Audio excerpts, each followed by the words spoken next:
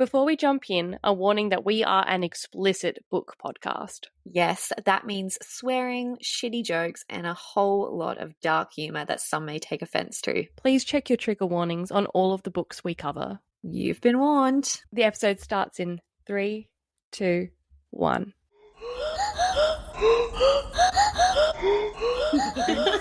A book and a bev.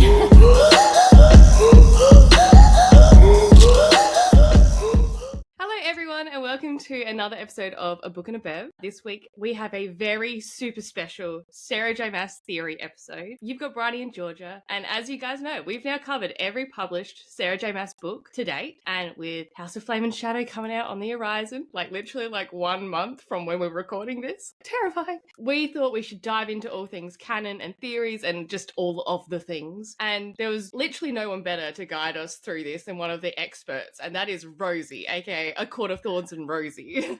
Hi guys, thank you so much for having me. I'm so excited. Literally any excuse to talk about the books and theories and what's going to come next, especially with HOFAS being so close. It's all I can think about. So yeah, thank you. On TikTok, I am A Court of Thorns and Rosie, and that is obviously a play on A Court of Thorns and Roses. I love that. Resist that username. But yeah, that's where I post most of my Sarah J. Maas content, a lot of theories, but also generally book content. On Instagram, I'm Chemical Rosie _, and that is more of a general bookish life space where I post reviews of lots of books that I've been reading, things that have been going on in my life, as well as just general excitement for anything Sarah related, anything book related. So that's where you can find me online. We love it. Definitely go and follow her if you're not already, because it's good shit. It is good. Yes. And sometimes you need a place to be able to spiral, and that's where I go when I'm like, you know what, I've just finished ACOTAR for the 8th time, and you know what I need? I need some theories right now, right this second. Yeah.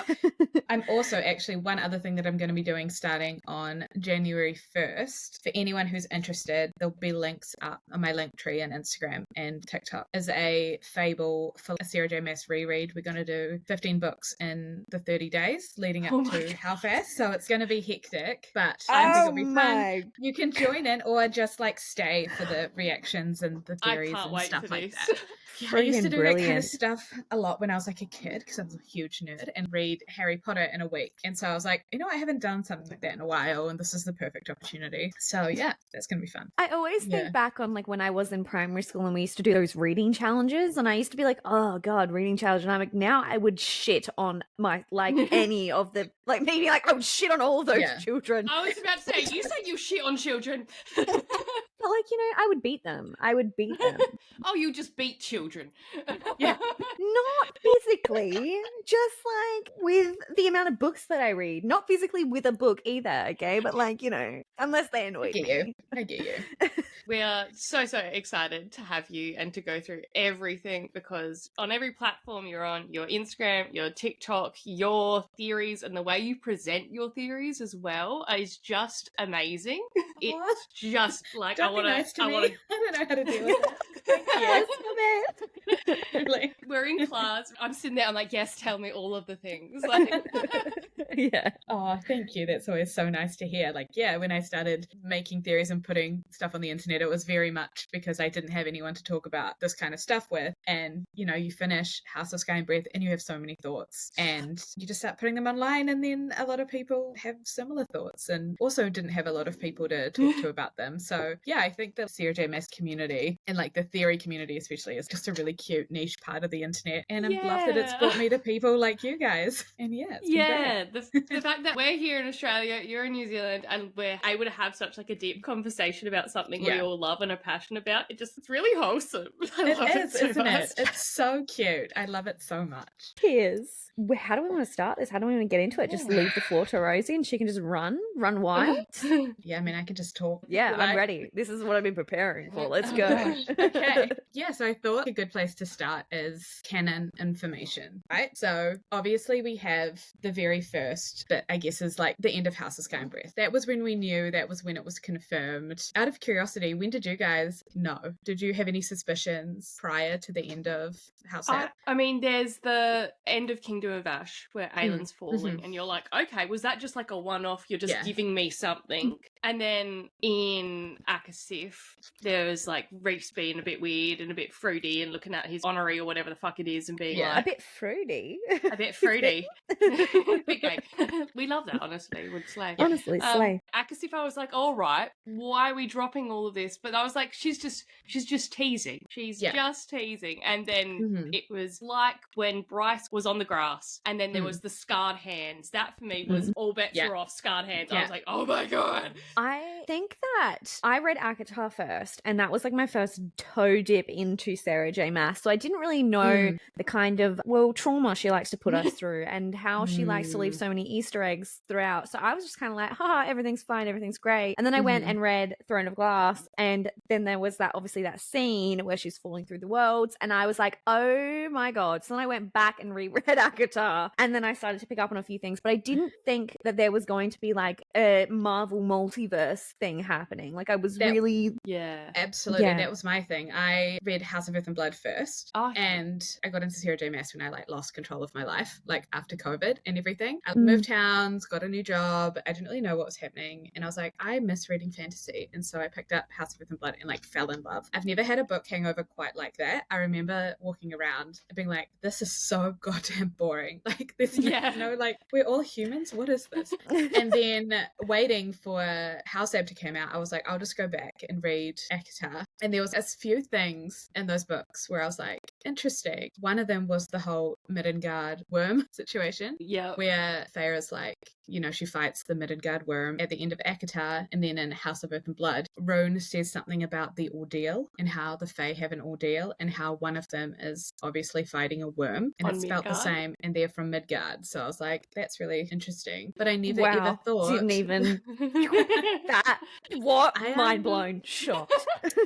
Very hyperfixating. I didn't have a lot else going on in my life at that time. So, but yeah, there were a few bits and pieces, and I was like, maybe this is an Akatar world, like much further down the line, timeline wise. And then I read Throne of Glass, and I was like, oh, there's definitely some similarities here. But I never thought it would be on page. Like I thought it would be alluded to, and maybe confirmed that they take place, in the same world but different times or whatever. And then the actual crossover happened, and I was like, oh my God. And A Court of Silver Flames becomes a completely different book after you've read House Ab. Yeah, it changed because I read A Court of Silver Flames and I was like, she's writing adult now. We're using all the real names for body parts, not like Velvet Wrapped Steel and stuff. I was like, okay, she's stepping it up. And I was like, yeah, cool. Again, there's a lot of like history here. Didn't really know what to do with that. And then House Ab came out and I was like, oh no, I know what to do with this now. There's a lot happening. I was reading Sarah J. Maas as they were coming out. So the pain you must have. Honestly, like I read Akatar book 1 first.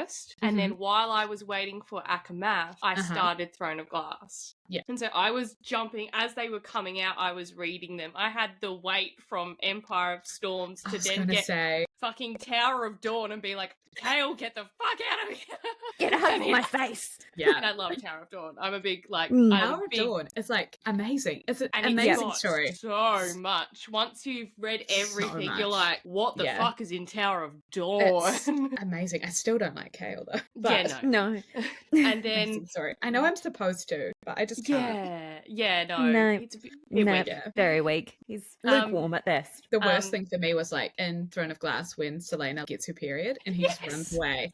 I was like, weak. And I was like, from no matter what kind of redemption arc he gets, I'm never going to like him. He ran away from the period. But yeah, so there was obvious hints, I think, particularly in Akasif and House of Earth and Blood, because the publishing order there went House of Earth and Blood, Akasif, House Ab. And before that, the obvious like canon crossover stuff was in Throne of Glass, which is why I think that Throne of Glass sort of has to come into it at some point, probably in Flame and Shadow, because the very first instance of a crossover was Aelin falling through Midgard or Lunathon. And then also in Throne of Glass, there's a lot of talk from Baba Yellowlegs about how there's multiple worlds and they all exist on top of each other, like a fishbowl type situation. Like we could be standing at the bottom of someone else's ocean. And then later on in Kingdom of Ash, Maeve tells her story of how she learned to open doors between worlds and walk between them, and where she learnt that, which is the Wayfarers. Yes. Which is really interesting, like an ancient people, I guess. And she asked the Wayfarers, like, how did you do this? And they said, I'm not going to tell you, but she figured it out anyway. And obviously then the Valg learned how to do it and started traveling between worlds. We have precedent with the word keys and Aelin, opening or closing the gates kind of thing. So I do think Throne of Glass is definitely gonna come into it. That hurts And me. then- Causes me pain physically. I'm always torn because I never want Aelin to be dragged back into it. I'm like, let her have her piece. But it's Aelin. She would never just tap No, out. she wouldn't. Exactly. She'd be like, you need me? Slay. I'm coming. She's gonna live for 1,000 years. Like, there's one scene in Empire of Storms, which I always think about, it's the one just before everything goes down on the beach, right? So Maeve's Armada is coming for them, and they also know Erewhon is still an issue, and they're standing on the ship and they have all the maps of all of the empires laid out in front of them being Rowan and Aelin, and they're looking for allies. Yes, they're looking for allies, and he's like, you could do it. You could take all of them. You could become conqueror. You could be an empress and give our children everything. And she thinks about it. And she doesn't even know what's going to happen. No. She doesn't say no. She's like, yeah, like I could probably. And like, the caveat is she is going to give people a better life. That's what she wants to do. She doesn't want to like just power for the sake of it. But yeah, I think Aelin would be bored. Like, she's rebuilding Terrasen. We know from Rowan's dream she'll probably have a few children. But I think she'll be annoyed if there's some kind of like intergalactic world war thing happening and no one calls her up. She says again, like after she falls through worlds, she mourns them. She's like, look at all those worlds that I'll never get to explore and I'll never get to see. I'm going to be sad forever about it. So maybe she'll come back. Gosh, I'm not prepared. And also, like, this isn't canon, but how Rowan always said, like, you could rattle the stars if you wanted to, and then the Asteri, obviously Asteri means stars. She could rattle them, that's for sure. She could. She would. So that's interesting. I love the idea of Aelin the Conqueror. Like, I know. I love it. I just, so good. Another thing I thought we could talk about is timelines. This is a very hotly disputed thing in the fandom. So there's kind of I have two thoughts, and I'm not partial to either of them. I think they're both possible. And that is that Throne of Glass, ACOTAR, and Crescent City are happening at the same time. And this seems to be proven because, like, obviously Bryce lands in Prithian, and it's 6 months after the events of A Court of Silver Flames, right? Yeah. So they're probably happening at the same time. And then Throne of Glass could be happening at the same time. But I like to believe that Throne of Glass happened in the past, because I like that idea as well. It just makes a lot more theories a lot more fun. Like, I won't be mad if it doesn't happen, and I think both are just as likely. But I don't know, the fact that if Aelin does come into it, it would be like a timey-wimey thing. We know that the harp, like, specifically can stop time and can travel through time. Like, why have this instrument that can do this if you're not going to use it? And things like how Lydia has Rowan's ring on. Like, what if she's a descendant? Stop it. It was just and like, how there's that long ago Fae warrior as well, that potentially being someone from Throne of Glass. I don't know, there's just a lot that could happen theory wise, and I think that kind of leads into the whole Reese's last name theory, which gosh. Do you guys have any thoughts on what his last name could be? I mean, I am willing to be wooed by Sarah on this. I don't have a particular stance. I know nothing. I'm like Jon Snow. So please give me the information. So, there's like, 3 main theories, right? One of them is that it's Darling. Yes, that's the one that I like. I think that's cute, but I'm also like, I don't know. I think it's very cute. And I think also there's some backup for that, because Danan, Rowan's last name, means darling in a language. I can't remember which one it is. I think it's like... That's weird. Dalek. Yeah, that's which is crazy. Like Easter egg, so a possibility. Another one is Starborn, which I guess also excellent. Also sort of fits this criteria where Feyre says the only thing we know about his last name is that it's ridiculous. And Starborn. Starborn is ridiculous. Kind of Pretty ridiculous. silly. Especially for like the High Lord of the Night Court kind of thing. And my favourite one is on that similar vein, and that is that his last name is Moonbeam. And the longer Fenris. Because the longer I sort of like have, this was the theory I had quite early on, and maybe I know more now than I did, and it's probably less likely than the other two, but I love it, so I want to talk about it. Say less, I'm all ears. Yeah. So we know that Reese's last name canonically is ridiculous, as said by Feyre. And we also know that Reese has very similar physical and magical characteristics characteristics to Maeve, in that they both have starry violet eyes, the black hair, and they both have like Daimari powers. Stop it. Right?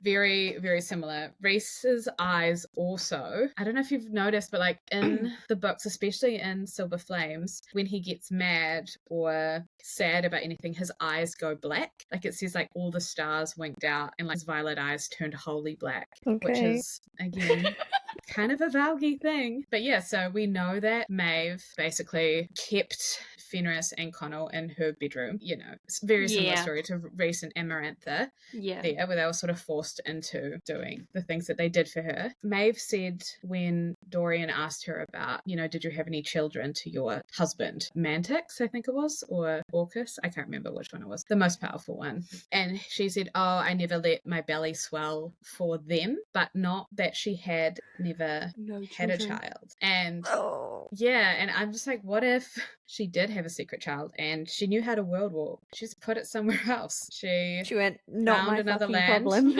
Yeah, well, she was like, if anyone finds out about this, like, it's not going to be good. I think she might have done it for his safety, especially if she knew she had this forethought that Aelin was going to come into being. She needed to sort that problem out before, I don't know, having her own dynasty. But yeah, the idea is that she did have a child and somehow it made its way to Prithian, and it was Reese's great-great-grandfather or whatever. And that's the start of the line in Prithian, is that this child was either Fenris or Connell's offspring and Maeve's, and that, yeah, they're in Prithian now, and that they kept the Moonbeam name for whatever reason. And so it's Reese Moonbeam. Wild. Physically, there was a point where I literally had tears in my eyes. I was literally like, I don't know why I'm getting emotional, but suddenly I'm like, I can't stop myself from crying like a small child. And I've had a lot of comments like, well, obviously the physical characteristics are void because Maeve was using another form, but there's precedent in Akasith for when you're in another form for that form's traits to be passed off when you're young,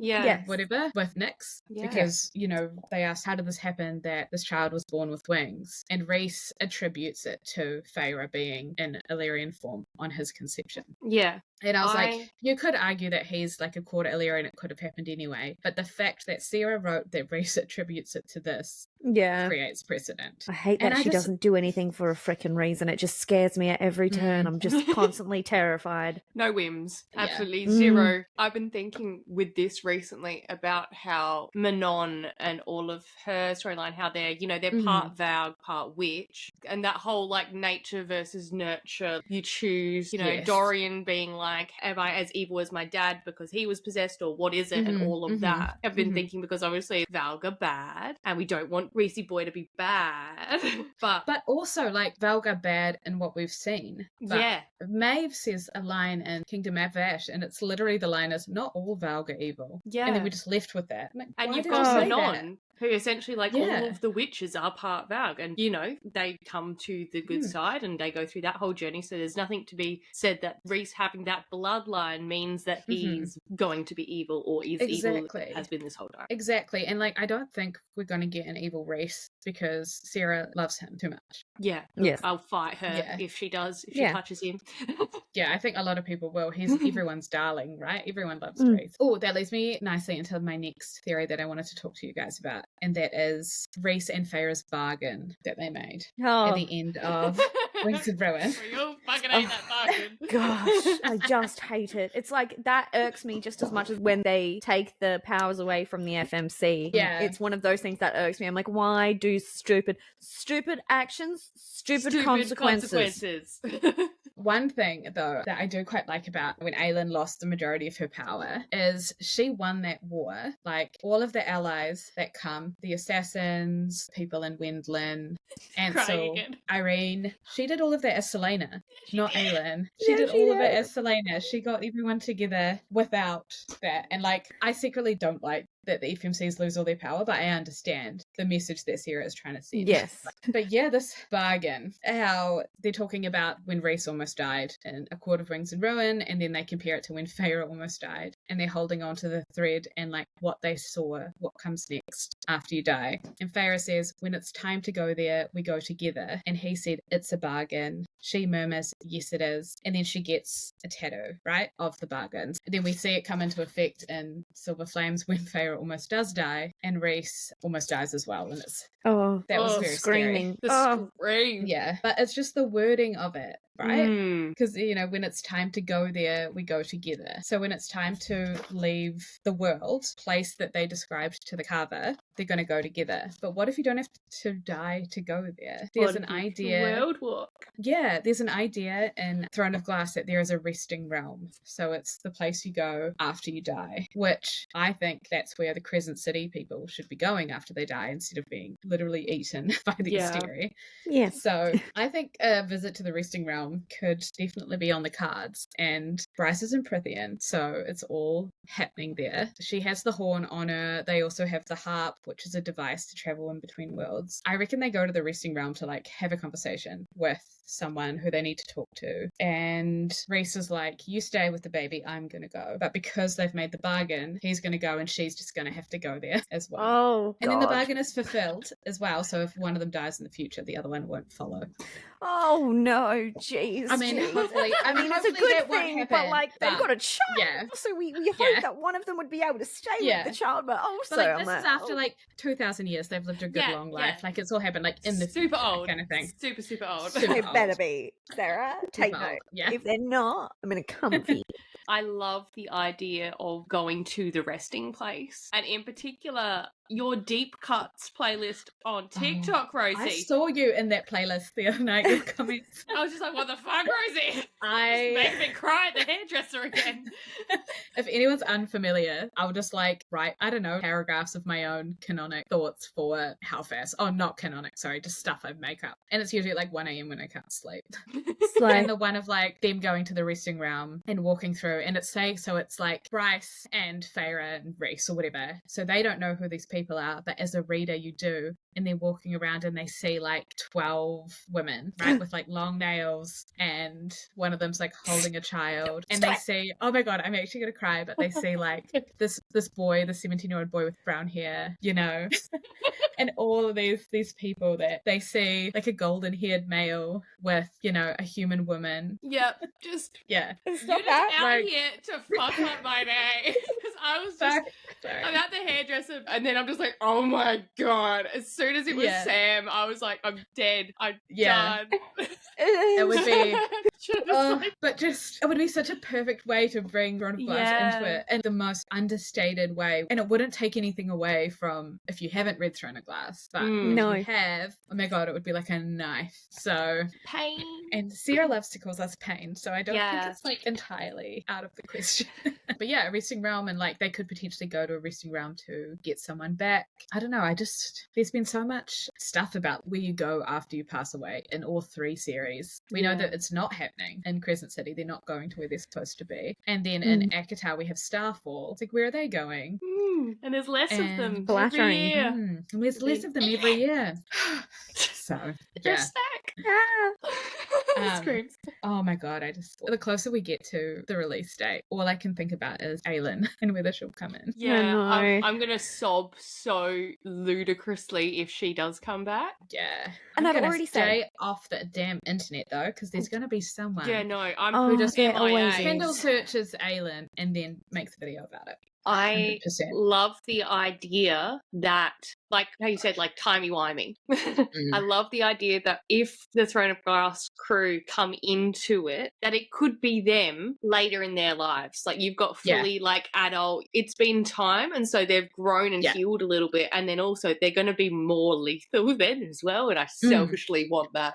I need that. Absolutely. Yeah, I think it would make sense as well, because if it's immediately after the events of Kingdom of Ash, I don't want that for them. Aelin definitely wants to be involved, but we'll give her a holiday, right? Yeah. Time to have a family and to rebuild her home and all of that. If you think about it, the longer the time gap between Kingdom of Ash and if they come into House and Flame and Shadow, the more content there is. What have you been up to for the past 2 months? Aelin, versus what have you been up to for the past 20 years? There's so many bits and pieces. Do you guys know about the world of Throne of Glass, of that book? Yes, that I don't know enough. So it was meant to come out. It's finished. It has an IBSN number. It was meant to come out in 2019. Then it was pushed to 2020, and then it was shelved. And it's meant to be a reading companion to Throne of Glass that has all of the gods and goddesses, the history of the religions, the history of Aurelia, language, family trees, like everything you could want to know. But more importantly, it had 10 years later. And I think that book was shelved, and they were like, we can't release this 10 years later thing until House of Flame and Shadow is out, because I think the What's in the World of Throne of Glass would spoil what's going to happen next. Oh, And I'm like, I want that book. I know it's I want that fucking the book. basement somewhere. Sarah J. Maas better have good fucking locks on her house because she would be robbed. Her computer probably isn't even connected to the internet. She just No, has, it's a typewriter. yeah. Yeah, it's a typewriter. It's like, no one's getting this. No. I don't want to like hype myself up that we're going to have an alien appearance, but I've already lost that battle. Like, Yeah. yeah. You can't 100%. have Flame and Shadow and not Without have the queen of Flame and Flame and Shadow. Flame and Shadow. You know? Did you guys watch that little live that she did a couple of months ago? I the most missed recent it, one? and then it was getting all the recaps from everyone being like, Yeah. tell me what Yeah. happened. Someone asked a question like, how do you keep track of everything that's happening in all of your books? And she's like, there's a Bible. So I really want to get my hands on that. But she was talking about how, like, you know, sometimes she'll reuse words and phrases and stuff. And she's like, yeah, like in Akatara called someone the Queen of Flame and Shadow. And I was like, are you just having us on? We all know that was in Throne of Glass. Throne of Glass. And we know who it was about. Like, it was just like an offhand line. And I was like, that's so interesting that she said that. Why? Yeah. Just like, does it mean something? Does it not? And I think that's the fun of theorizing, though. We know how to run with things, like Yeah. the whole fandom. Yep. We're And, absolute psychotics, really. You We're- give me we're one crazy. throwaway line and I'm running with it. Oh, Yeah. yeah, absolutely. Like the 3 circles, the 3 intertwining circles, that is. Yeah. Like, here's an amulet. So this is my theory that I have. I don't want to say it's my theory because, like, I didn't write these books, but this is a theory that I have that I think is the most likely to come into play because it has the most evidence. It has to do with the bone carver, who I love. Terrifying, but So- love him. Terrifying. In my nightmares. Whenever it's an but old fine. soul in a young body, I'm freaked out. Freaked Yeah. out, yeah. It's giving like The Exorcist. Stuff like Yeah. So it starts off when Feyre goes to the bone carver, right? She's talking to him about like potentially coming to help out with this war in Highburn. And he starts to tell her about his siblings. He's talking about Koshi and the Weaver, and he draws 3 interlocking circles in the sand. 3 interlocking circles while he's talking about his siblings. There's 3 death gods. We know that Bryce's Archesian amulet is 3 interlocking circles. Micah tells us at the end of Earth and Blood that amulet is from the priestesses in Pathos. Pathos is where humans lived with their gods. The implication of like there is priestesses means like they worship something, right? You know, those 3 interlocking circles. Like, what if the bone carver, Striga, and Koshi were from Midgard originally, and they were the gods? They were the human gods. You know, they talk about how they came from somewhere else. They came through a rip in the world. We know that there's already been a rip open in Midgard when the Asteri came. I think that's like a big crossover thing. Oof. My brain's slowly computing what was happening there, and I was like, Yeah. it's all It is kinda coming together. And also, when Apollyon shows Bryce, like, remember he takes her to this place in her dreams, and she's looking around and she goes, what is this place? It's like a dusty plain. And he goes, it's Pathos. And when the bone carver is talking about his old home, he refers to it as nothing more than dust on a plain as well. Well, it's all in here now. It's never gonna leave. Yeah. So it's like, oh, that's like really interesting wordplay, Sarah, Yeah. to use there. It's too similar to be a fucking coincidence. That's what Yeah. I hate about Like- all of Sarah's shit. There's too much that I'm like, Yeah. stop And like, doing this. if it was one thing or the other, like if it was just the 3 circles or just the dusty plain coincidence, but it's not, it's both. That really, I I love don't that. know. I love that so much. and then the bone carver also talks about his lost Fey warrior, right? And he doesn't say that they were in love, but it's implied. He says, she would have been my salvation if I hadn't already made my choice. But that's also very similar to when Reese looks at Feyre and she asks, like, am I your huntress or your thief? And he says, you are my salvation, Feyre. I think this Fey warrior is in somehow connected to the Archeron sisters and that family line. Because Interesting. the Bone Carver is big, scary, old god, young body, terrifying. Cassian, Reese, he's so nice to Feyre. Yeah. Mm. Because I was like, He's hi, scary, honey, you're but doing he's so like, well. oh, you're back. Like, okay. So I just think that's really suspicious. That Yeah. And all the three sisters, when they became Fae, they weren't just Fae. They were like a little bit extraordinary. They were special Yeah. Fae. Yeah, and you can argue like your Fae got all of your powers from all of the High Lords, but when Reese got brought back to life in the same way, he didn't have anyone's powers. You know, they say Nesta took something from the cauldron, but the ability to do that in the first place is a little bit extra. And she resisted like Tamlin's glamours, and then obviously we have Elaine, who is a seer. Oh my god, you've really started me on one now.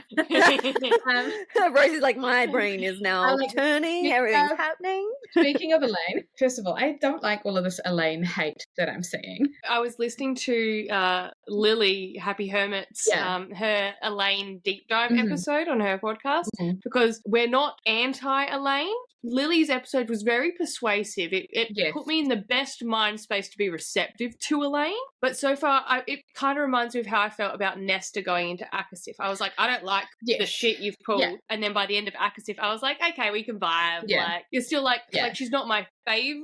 I personally love the idea of an evil Elaine theory. Oh, like, same. I think we're gonna see like the most perfect example of like feminine rage in Elaine. Oh, I think she's gonna be mad because she's had all of her choices taken away from her like her entire life. Yeah, it's still happening. I like her. You know, I like all the characters, majority of them at least. You know, in Archetype. I just don't know where Sarah's gonna go with it, and I don't know at the moment if I care enough. She's like lukewarm to me. I'm like, you know, you have the potential, but because I just don't know where you could possibly go, but because I haven't seen her like do like what Nesta did, like stand up for herself, but I'm excited to see what could happen. You know, now the cogs are turning to be like, there's a possibility that if there is like Evil Elaine is exactly what I want for her. I want her to be mad. I want her to be pissed off. I want her to make a stand. And then I think I might like her better as a character. But at the moment I'm just kind of like, Yeah. I think also it doesn't help. Elaine is one of the few main characters across all three series that we don't have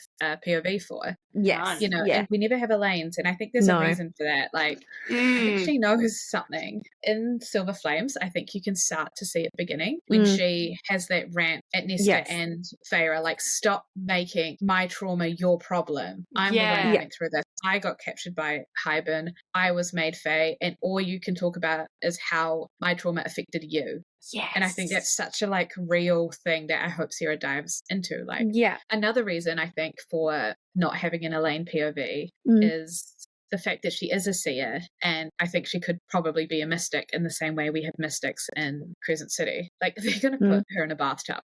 Yeah.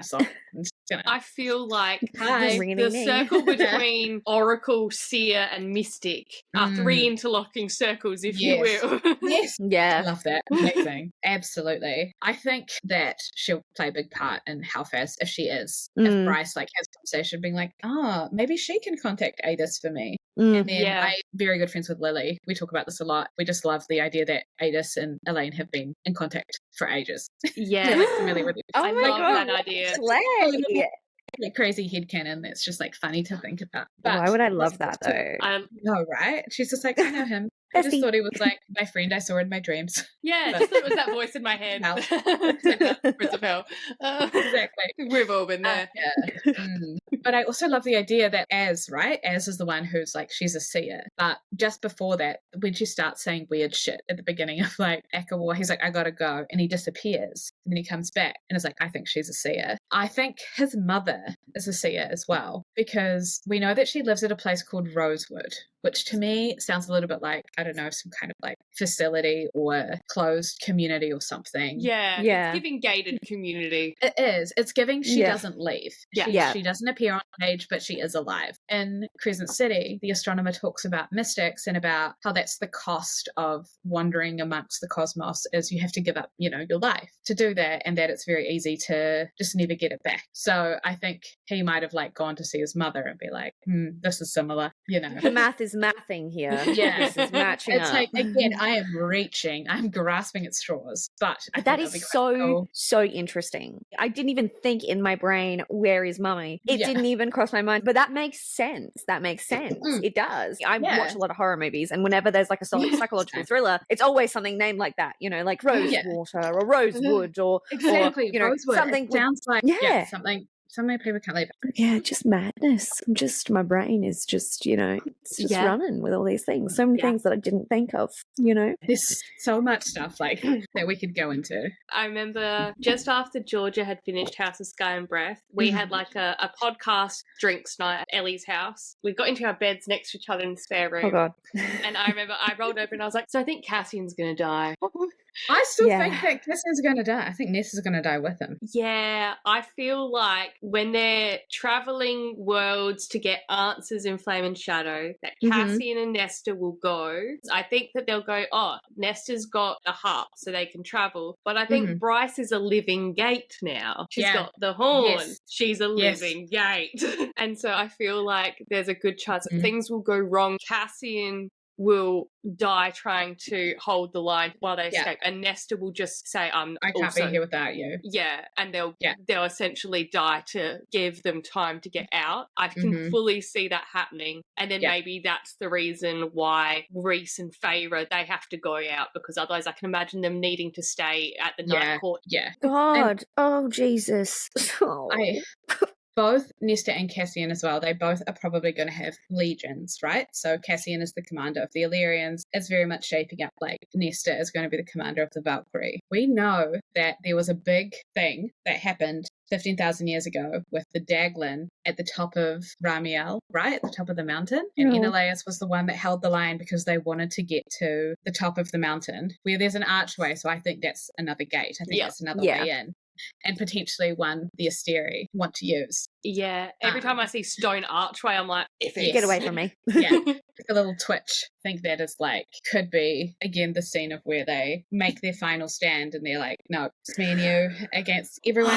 And then they'll come back to life. Come on. Sarah doesn't leave the main characters dead like Let's that. hope not. God. Let's hope not. I mean, she has switched into adult now. Do you think we're going to lose someone to Flame and Shadow? Yeah. Yeah. I think so. Yeah. I think there's a part of me that is, well, she's already said you should be scared for Rune. So I'm like, Rune, for me, he's a write-off at this point. I'm like, I don't trust. And then everything that was said about Lane being like, oh, you know, it won't take that much to kill you. Haha, to Cassian. Yeah, straight away. Those two, I'm like, there's red flags in my brain. They're waving back and forth and they're going, Georgia, don't grow attached. Don't grow attached. Don't do it. I remember finishing Aqua War and going, there's too many people alive. Like Amryn being brought back. I think Amryn should have died. I was like, why is she brought back? She should have stayed dead. And then the only reason that makes sense is because of what's next. Is that she's come back. Yeah. On that. This is like going a little bit. So we know that she's been contracted for like a new series, right? Or there's like more books coming out. I'm obsessed with the idea of a prequel. Because in all three books, shit went down 15,000 years ago. With the crossing, there was that war with Enelaus holding the line, Amryn arriving in Prithian around that time as well. The first war between Brennan and the Val, all of these things happening in the past. Adis and Thea's like doomed love story. Hunt's father, like whatever's going on with that, maybe, because we already know how these stories are going to end. So she can write this tragic story where and rip our hearts out. And Adis are ripped apart and rip our hearts out. But it's like, it's kind of fine because like we already know that it's going to happen. So she can write these tragic events when people die. It's like the Assassin's Blade. Yes. Exactly like that. That's such a good way to put it. So amazing. Oh, unhinged. Yeah. Yeah. Peleus and Fian and, you know, the Queen. And like, who's the dad? That's another big one of those starborn princesses, the unnamed one, like Thea's children. Yeah. Who's the dad? Who's the dad? Who's daddy? Who's Who's the Hunt's dad? daddy? There's a lot of Yeah. dads. We've got a lot There's of questions about dads. MIA dads in this Mm. series. So A lot of people went to go get milk and never returned. yeah. We know that Thea and Adis were involved, but we also know that she was like married to Fionn. But all of the Akatar history that we learn in Akasip never mentions that they had any children, which is sus. That is a Super bit sus. Fucking Sarah being suspicious all the time. I know. Just going to send Sarah my therapy bill directly. Be like, thank you. Yeah. Yep. 100%. Do you remember when House Ab came out and she was like, happy release day, I hope you love it, and how about that ending? And then she just ends the video. And I just remember watching that being like, fuck. You What? fucking What? bitch. It's actually Like, oh, she killing knew. us. She knew she was like lighting a bomb and throwing it. Yeah, she 100% did. God, she's brilliant. God, I hate She's so her. brilliant. So brilliant. But yes, also exciting for us because we are in the Southern Hemisphere, which Mm. means we get the 30th before anyone else gets the 30th. Screams. Oh, suck Christ. shit, everyone. So we'll get the ebook midnight Australian time. That's when Amazon will release it. So I need to like come home on the 29th, have a nap, get up at 2 a.m. I'll be finished the Yeah. book by 5 a.m. Yeah. I haven't been this excited for a release since like the Harry Potter books came out or the Twilight books, if I'm being Oh. Twilight. Yeah, that was a big one for me.